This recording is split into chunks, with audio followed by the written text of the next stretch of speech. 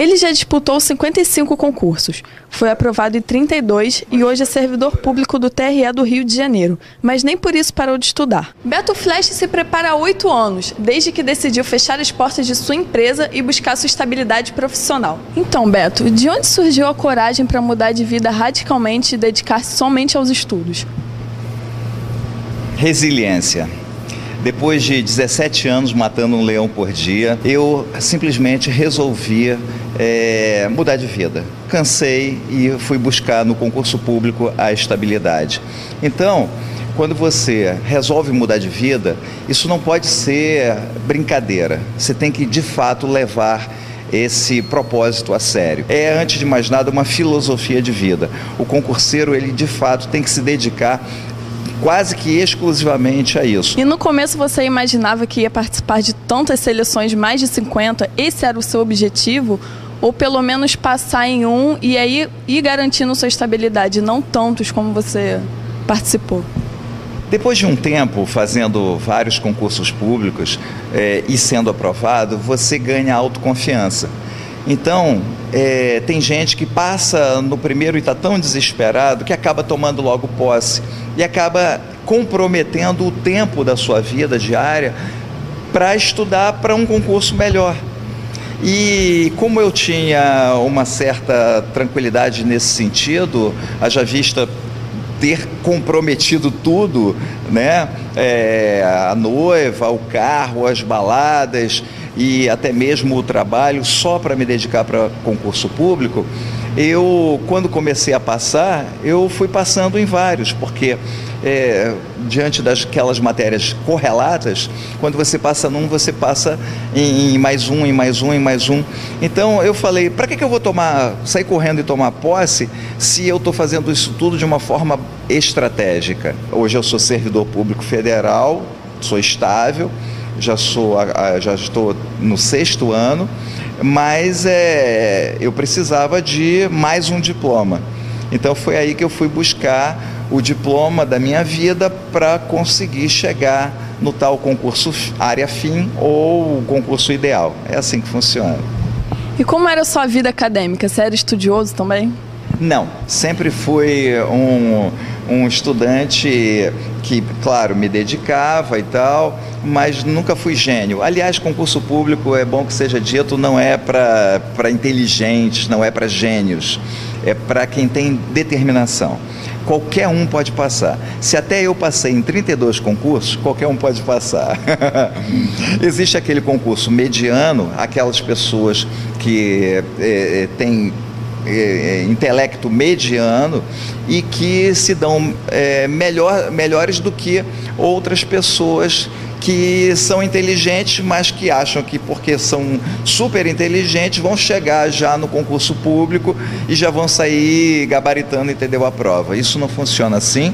Você tem que conhecer profundamente a banca que vai realizar aquele concurso, que vai aplicar aquelas questões, porque é uma diferença muito grande de uma banca para outra banca. Há uma diferença muito grande do CESP para a Fundação Carlos Chagas, para a Sesgran Rio, para a NCE, para o UGF, a Gama Filho, ou a Universidade Getúlio Vargas e vai por aí. Então essas bancas, elas têm cada uma característica própria de formular as questões. E são as chamadas pegadinhas. Umas preferem texto de lei, o tal do Ctrl+C, Ctrl+V, mudando uma ou outra palavra para fazer o candidato cair, ou então a característica básica do CESP, que lida muito com a questão inteligente, né? Muitas vezes colocando de trás para frente ou através da inferência. Ela não diz exatamente no texto da lei o que ela quer, mas ela faz, ela cobra do candidato a resposta de uma outra forma, que não exatamente o texto de lei. E aí não tem jeito, você tem que conhecer, porque se você só decorar, existem bancas que têm mais essa característica, que com a decoreba, mesmo que você não entenda, não compreenda o que está sendo perguntado no enunciado da questão, você consegue resolver a questão, porque decorou aquele artigo daquela lei. E aí você, opa, tem alguma coisa aqui diferente, essa palavra não estava aqui, eu lembro. E aí você consegue, dentre aquelas opções, A, B, C, D, E, a resolver a questão. Eu, particularmente, já prefiro a questão inteligente, porque eu, como me aprofundo no conhecimento, eu preciso compreender o que aquele artigo está falando. Eu faço, então, um estudo exegético daquele artigo, palavra por palavra, frase.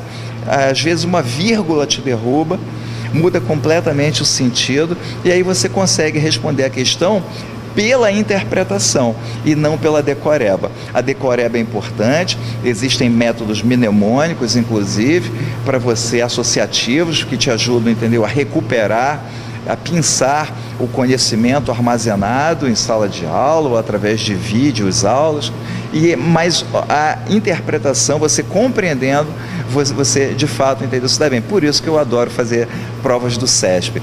Eu já fiz provas, inclusive, para o CESP, que é a Universidade de Brasília, que é aquela história do certo e errado, né? Pelo bom senso. Com bom senso, se você tiver a base do conhecimento, você consegue realizar e acertar uma questão do CESP, por exemplo. E as pessoas ficam morrendo de medo do CESP, porque se certo ou errado, 50% de chance de acertar contra 50% de chance de errar. Ora, se você tiver um pouquinho de conhecimento sobre aquela matéria que aquele enunciado da questão está perguntando, as tuas chances de acertar já aumentam de 50% para 60% para 70%. E você ainda tem aí a opção do chute, né? Onde, se você errar, você perdia 1%. Uma questão errada, eles tomavam uma questão certa sua. Mas a pessoa, entendeu, estava deixando muito em branco. Então, ultimamente, nos últimos editais, eles já mudaram esse critério. Se liga, eles estão tirando, ao invés de uma questão, estão tirando, que corresponderia a um ponto, eles estão tirando só meio ponto. Ou seja, eles estão induzindo, forçando você a chutar e não a deixar a questão em branco. Então o CESP é interessante por isso, porque você ainda pode deixar a questão em branco se você de fato não souber absolutamente nada sobre aquele tema que está sendo perguntado na questão, você simplesmente deixa em branco. Se você tenha uma dúvida, responda a questão, porque no máximo você vai perder ali meio ponto. E as suas chances aumentam muito, de 50% para 60% para 70%, contra 30% de chance de você errar. Ao passo que, se você tiver A, B, C, D, E, são 5 alternativas numa questão. Ora, são 20% cada alternativa, 20, 20, 20, 20, forma 100%. Só tem uma certa. Bom, então você tem 20% de chance apenas de acertar contra 80% de chance de errar. Então veja, se você souber, você marca, mas se você não souber, você também é obrigado, entendeu, a marcar, porque você não tem a chance de deixar a questão em branco. Então você vai ter 80% de chance, entendeu, de errar contra 20% de acertar. Não tem jeito. A questão de A, B, C, D, E, você tem que conhecer mesmo, entendeu, ali todos os artigos da lei, o que está sendo perguntado, entendeu? Então é muito melhor o certo e errado do que o ABCDE. Por isso, o CESP não deve ser considerado um bicho-papão, ele deve ser considerado a melhor forma de cobrar de um candidato. Por que você escolheu então o TRE para trabalhar? Bom, o meu concurso ideal é ser procurador da República. Concurso fim, concursos na área jurídica. Mas tanto concurso fim quanto concurso ideal, eu precisava do diploma de bacharel em Direito. Então, como é que eu vou fazer? Eu vou ficar num concurso, num tribunal, num cargo, que seja um concurso intermediário, mas que me dê uma certa tranquilidade para eu poder estudar para o meu concurso ideal. Foi aí, então, que eu optei pelo TRE. Então, ao longo desses 5 anos e meio, que eu estou lá como servidor público federal do Tribunal Regional Eleitoral do Rio de Janeiro, inclusive é uma das minhas vocações, Porque não foi assim, eu vou ficar nesse e pronto, só porque é o mais interessante, porque tem menos quantidade de processos, ou é o que eu me identifico mais. Não, foi vocacionado. Antes disso, eu havia sido, durante 12 anos consecutivos, presidente de sessão eleitoral.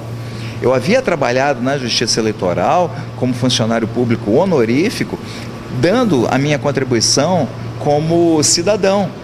Então eu já tinha essa afinidade com a Justiça Eleitoral, mas caiu como uma luva, porque dentre todos os concursos que eu fiz da área tribunais,